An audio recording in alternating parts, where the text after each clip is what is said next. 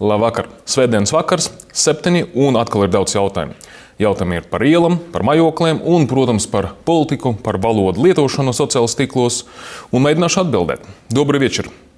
7 часов, воскресенье и много вопросов. Вопросы, конечно, про улицы, вопросы про жилье и много вопросов про политику и про то, как использовать языки в социальных сетях. Буду пробовать ответить. Ļoti daudz jautājumu. Tas ir saprotami un dabiski, ir par to, kas notiek starp Rīgas pašvaldību un Valsts valdes centru. Atgādināšu, Valsts valdes centrs ir uzlicis sodu pašvaldībai par to, ka Rīgas dome Facebook komunicē rīdziniekiem taiskaita krievu un angļu valodas. Un šis lēmums arī tika apstrīdēts tiesas, divas instances, bet, diemžēl, tā ir mana pozīcija, es izmantoju šo vārdu, diemžēl, arī tiesas otrā instance atstāja šo sodu 140 eiro negrozīts. Un šajā situācijā es pamēģināšu ļoti detalizēti vēlreiz izstāstīt savu personīgu pozīciju un arī Rīgas pašvaldības pozīciju par to, kas notiek ar valodām, ar valodu lietošanu un kas ir jādara, manuprāt, lai tas viss būtu pareizi. Pirmais. Mēs tiešām uzskatām, ka valsts valdes likums nevar nekādā veidā regulēt komunikāciju un valodu izvēle sociālajos tīklos. Jo 90. gadu sākumā, kad šis likums tika pieņemts, internets knapi pastāvēja, savukārt sociāli tīkli vienkārši neeksistēja kā sūga. Līdz ar to valsts valdes likums nevar regulēt, kādā veidā pašvaldība komunicē ar cilvēkiem Amerikas kompānijai piederošai sociālā tīkla ar nosaukumu Facebook. Tālāk, ja mēs runājam pēc būtības, manuprāt, tas ir ārkārtīgi eleganti un pareizi, ka krieviski runājušiem rīdziniekiem vai angliski runājušiem rīdziniekiem vai Rīgas viesiem ir iespēja komunicēt ar pašvaldību Facebookā savā dzimtajā valodā, vienlaicīgi nekādā veidā nepārkāpjot latviešu valodas pozīcijas, jo no tā, ka krieviski runājuši rīdzinieks uzzinās par kanalizācijas remontdarbiem Imantā Facebooka krievu valoda, es ļoti šaubos, ka no šī fakta kaut kāda veida ir apdraudēta tieši latviešu valoda. Bet mums ir vēlēšanas pēc 2,5 mēnešiem. Un šajā situācijā Nacionālā apvienība ir nepieciešams kaut kādā veidā performēt, jo viņa vajag parādīt savu aktivitāti, savus kaut kādas rīcības vīzijas.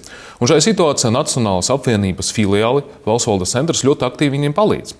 Bet es uzskatu, tiešām es ticu tam, ka šīs lēmums gan no Valsts valdes centra puses, gan arī, diemžēl, no divām tiesu instancēm ir politisks, ir neprofesionāls un ir nekorekts. Un šis nav emocijas. Ja mēs runājam par tiesu lēmumiem, patreiz tiek gatavotas sūdzības Tieslietu padomē, jo mēs uzskatām, ka bija pārkāpta gan procedūra, gan arī bija citi mūsuprāt pārkāpumi, kas liek mums apšaubīt šo lēmumu.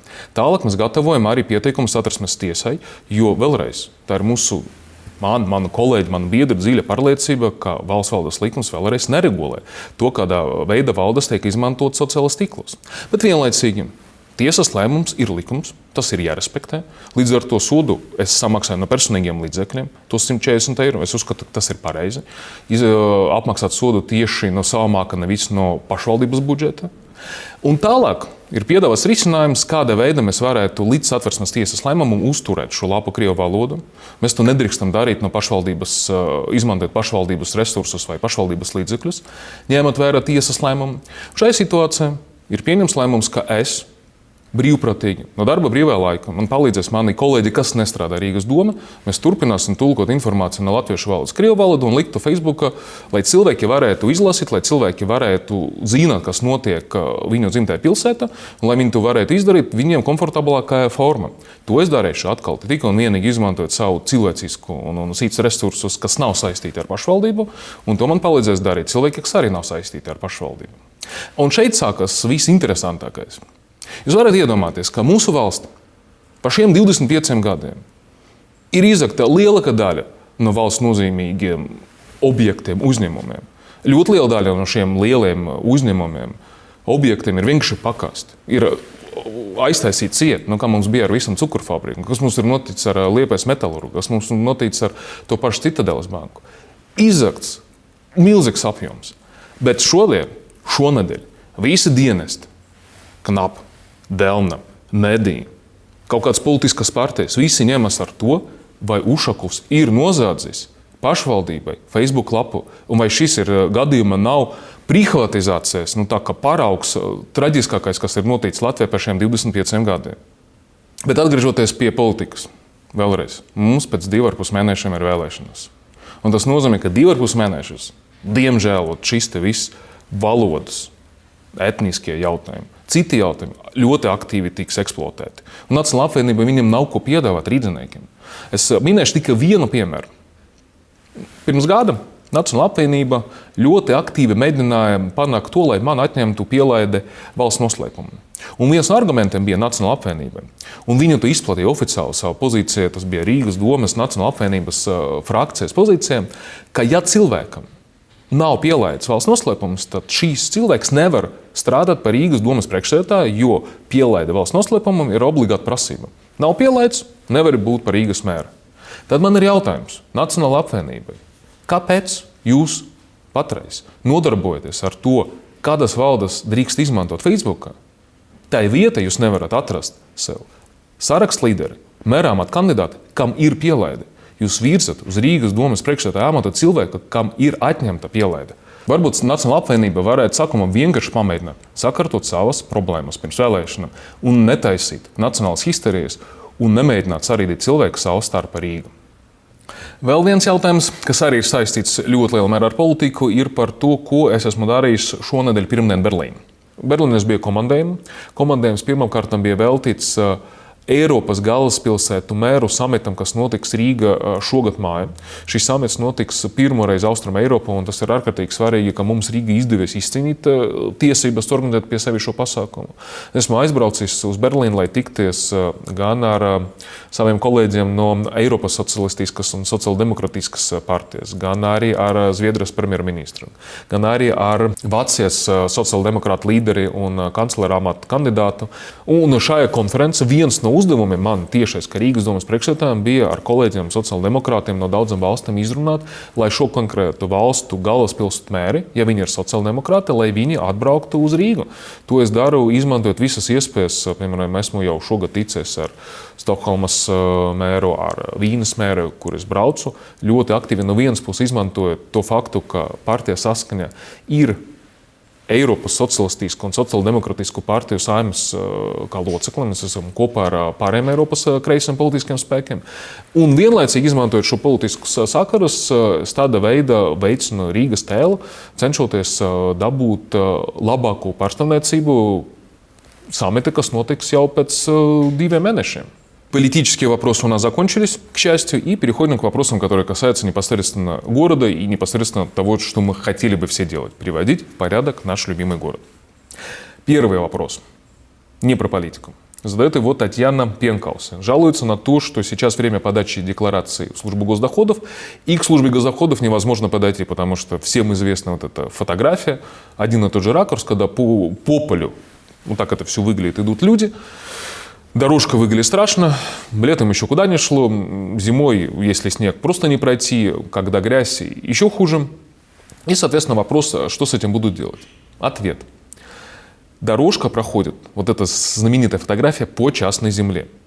Мне очень трудно комментировать, почему здание службы госдоходов было выбрано, вот это расположение посередине поля, вокруг частная земля, и, соответственно, ни государство, ни самоуправление даже не могут сделать напрямую качественный какой-то вариант, каким образом можно было бы дойти до службы госдоходов.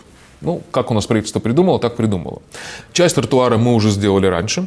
Еще часть тротуара будет сделана за время этого строительного сезона.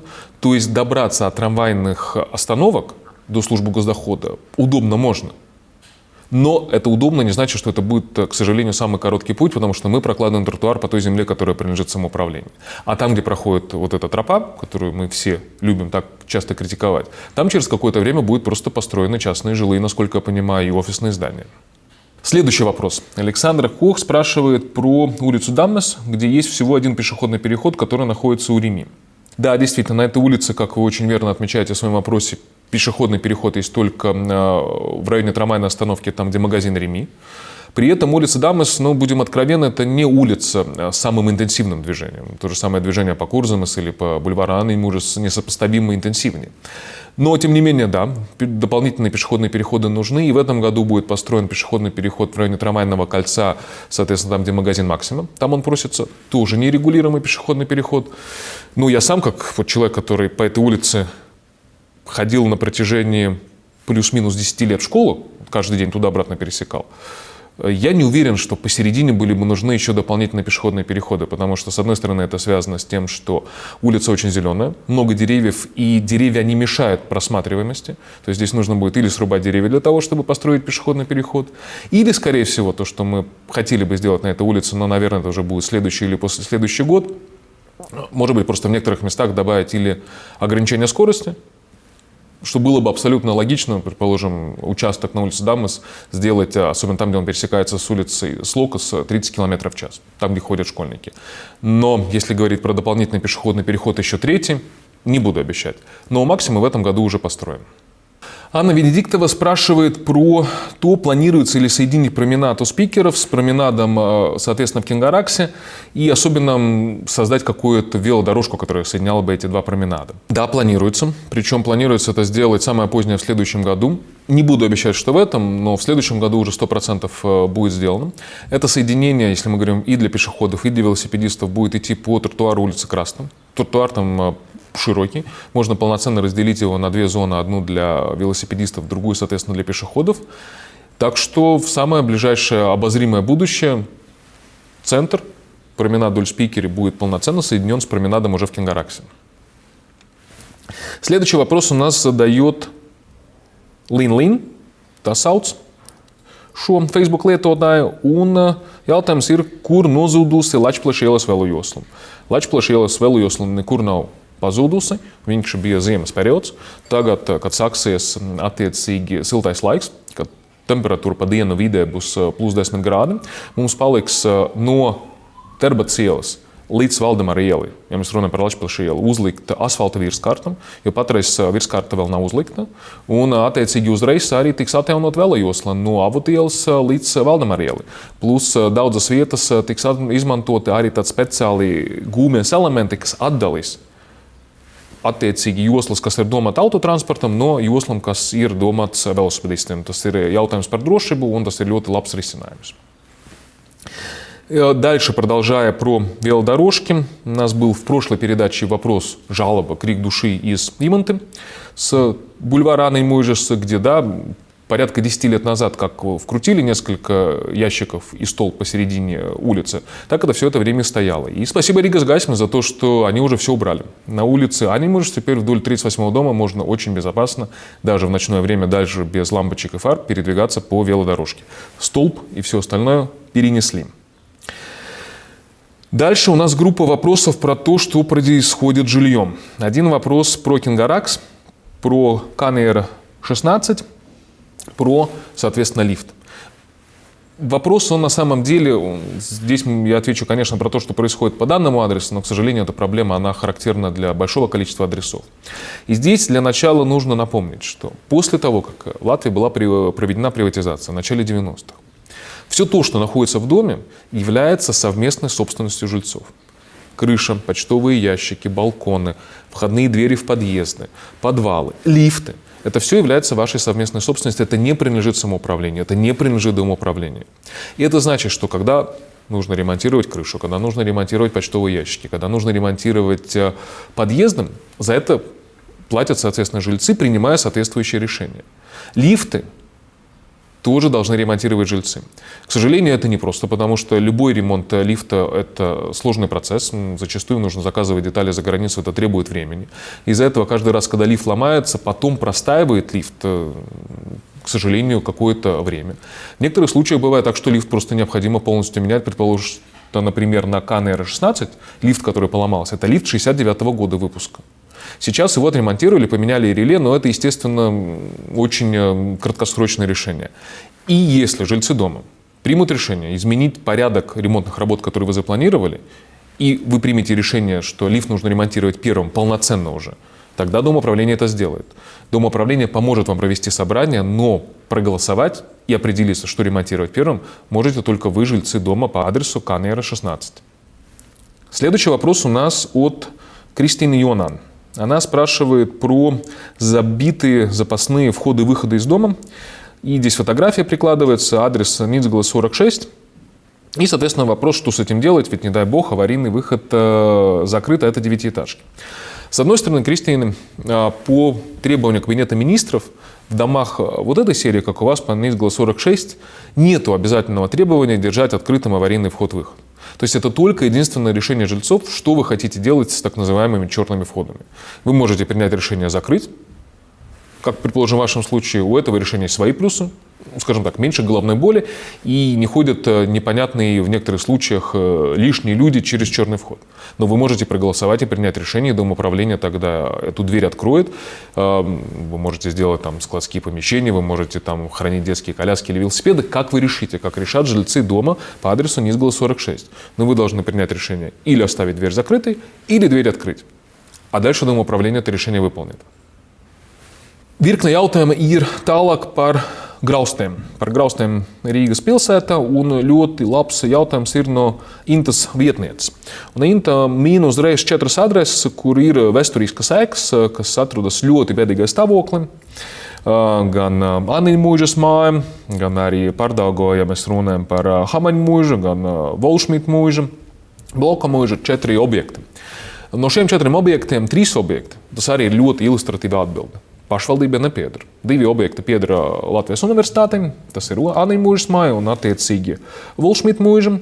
Savukārt Bloka mūža ir privāta īpašums. Un visas šajos 3 gadījumos Rīgas dome cenšas izmantot visus instrumentus, kas ir mūsu rīcībā, īpašniekam pastāstīt un pārliecināt viņus, lai viņi savies kārtība savus īpašumus. Savukārt 4. objekts, kas ir minēts Hamaņmūža, kas ir iekonservēta vēl, kas nodega 2007. gada un tagad ir iekonservēta. Šīs objekts pieder pašvaldībai. Mēs patreiz meklējam finansējumu, lai mēs varētu pēc kāda laika šo objektu atjaunot. Bet galvenais instruments mums ir paaugstināta nekustamā īpašuma nodokļa likme. Piemēram, pagājušā raidē mums bija viens paraugs no Vilans ielas, kur attiecīgi pirms nodokļu likme bija paaugstināta. Bija jāmaksā 2000 eiro gada, tagad ir jāmaksā vairāk nekā 60 000 eiro gada. Un pateicoties šai politikai, Vilnas ielas, piemēram, objekts vēl nav sakārtots, bet mums ir virkne piemēra ar objektiem, kas jau ir savais kārtībam, kur vai nu īpašnieki atraduši līdzekļus, tāpēc, ka viņi saprota, ka labāk izremontēt māju, nevis maksāt nodokļus.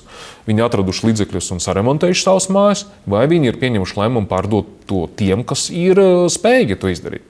Līdz ar to mēs turpināsim gan ar privātu īpašniekiem, gan arī ar īpašniekiem, tajā gadījumā, ja tas ir valsts vai augstskolas strādāt, lai viņi visus graustus Rīgas savais kārtībā. Savukārt, jums es varu apsolīt, ka Hamaņmūža pēc kāda laika arī tiks savais kārtībā, bet to mēs izdarīsim jau par pašvaldības līdzekļiem, jo tas ir Рīgas Домес педерошайс объект. И дальше продолжаем как раз тоже вопрос про еще одну развалину. Вопрос задает Кристина про то, что происходит по адресу Прушу 24/9. Там долгая юридическая история, но в результате все договоры, которые были заключены когда-либо с частными лицами, были разорваны. И сейчас этот объект, который является собственностью Рижской думы, сносится, потому что никаких других решений логичных, разумных и которые не требовали бы затрат средств со стороны самоуправления нет. Работы по сносу начнутся примерно в апреле. Эти работы продлятся около 1,5, скорее всего, 2 месяцев. И, естественно, после того, как здание будет снесено, то вся территория вокруг будет приведена в порядок, в том числе и, отвечая на ваш вопрос, будут ли восстановлены подъездные дороги и зеленые зоны, конечно, все приведем в порядок. Но впереди еще 2 месяца работы по тому, чтобы этот объект снести. Так что надо будет немного подождать. Дальше мы переходим к вопросам самым разным. Piemēram, Gita Gandi jauta par to, kāpēc Rīga ir kļuvusi par Lasvegasu. Uz katra stūra ir spēļu zāles.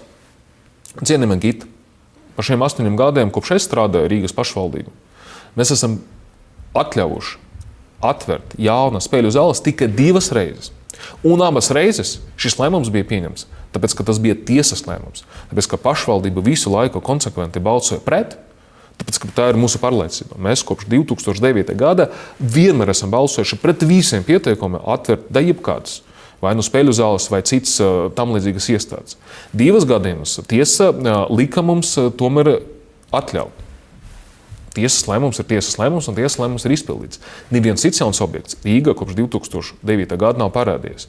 Diemžēl likums neļauj mums vērsties pret objektiem, kas jau ir atvērti un kas funkcionē. Mēs nevaram tos objektus aizvērt, bet jaunus objektus Rīga mēs turpināsim pieturēties pie politikas, ka neviена jauna зала Рīga вайрс не парадисиес.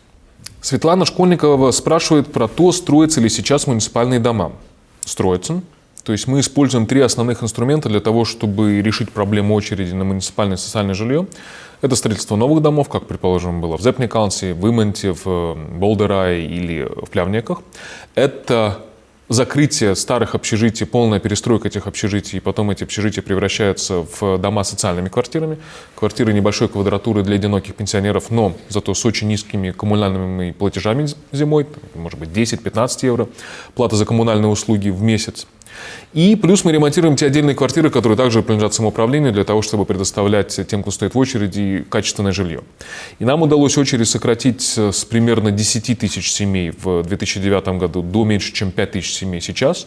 И за следующие 4 года мы планируем очередь еще на примерно 3 тысячи семей, в хорошем смысле этого слова, естественно, сократить за счет, опять же, строительства нового жилья, ремонта бывших общежитий и ремонта отдельных квартир, которые принадлежат Думе.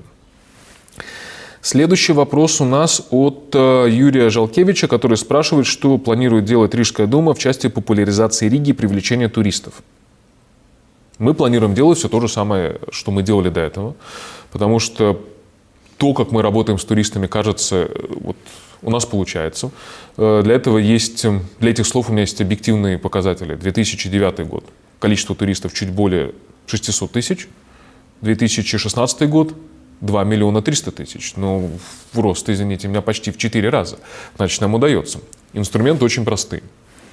Реклама Риги как туристического направления. Основные рынки, они для нас понятны. Это Германия, это Скандинавия, это Россия.